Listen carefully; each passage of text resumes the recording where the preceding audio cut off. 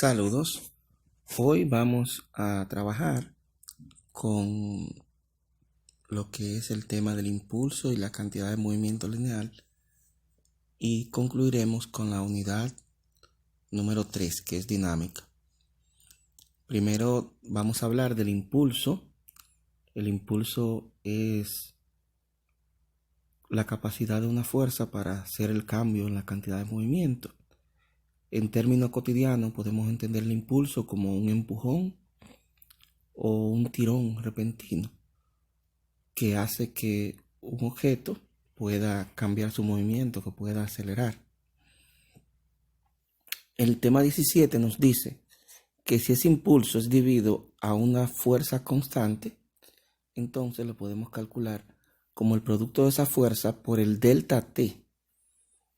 Ese delta del T significa que es una variación de tiempo pequeña regularmente, pues cuando la fuerza es muy grande, el contacto se da por un periodo pequeño. Tenemos un ejemplo bastante simple para ver cómo aplicamos el impulso para una fuerza constante. ¿Y qué es lo que dice? Bueno, dice, ¿cuál es el impulso que produce una fuerza constante de 5.800 newton que actúa durante 0.21 segundos? Bien, y vamos a sacar los datos de este ejercicio que es bastante simple.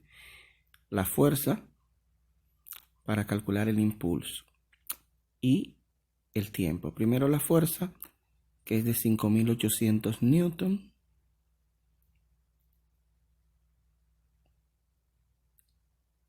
Y el tiempo delta T, porque es un tiempo pequeño, 0.21 segundos.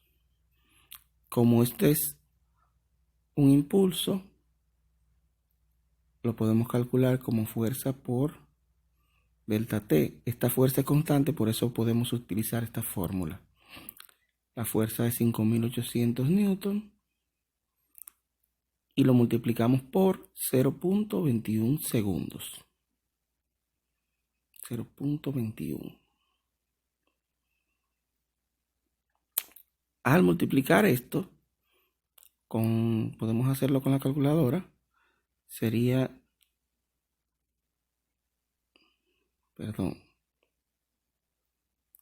1218 newton segundo. Newton segundo es la unidad de medir el impulso. La fórmula anterior solamente puede utilizarse si el impulso es en una fuerza constante. Si la fuerza no es un valor constante, sino que es una función variable, entonces nos valdremos del siguiente concepto que dice: el impulso es igual al área bajo la gráfica de fuerza en función de tiempo. Y lo importante aquí es que debemos saber qué figura geométrica se forma bajo el gráfico y dependiendo de esa figura, entonces procederemos a utilizar una fórmula geométrica adecuada para calcular el área. En el primer gráfico vemos que se forma un triángulo y si es un triángulo, ahí tenemos encima la fórmula para calcular el área del triángulo, que es base por altura entre 2. En el segundo tenemos un rectángulo y es una fórmula bastante simple, también base por altura. En el tercero tenemos un trapecio. El trapecio será la suma de las bases por la altura dividido entre 2. Veamos a continuación cómo hacemos un ejemplo con esto. Bien.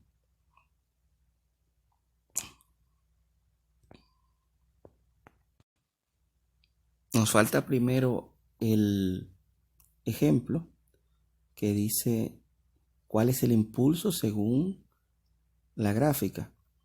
Y podemos ver que debajo del gráfico hay una figura geométrica que se forma, que es un triángulo, cuya base en este triángulo es 0.06 segundos, una fracción de segundo bien pequeña. Y la altura representa la magnitud de la fuerza, 3.400 newton. Ahora sí, tenemos que como es un triángulo, el área es base por altura entre 2. Pero recuerden que el área es igual al impulso siempre y cuando se tenga una gráfica o una figura de fuerza en función del tiempo. Entonces la A la vamos a cambiar por I porque calcularemos el impulso. Primero tenemos la base, que es el tiempo de 0.06 segundos. Luego la altura, que es la magnitud de la fuerza, 3.400 newton. Y el 2 que lo trae la fórmula.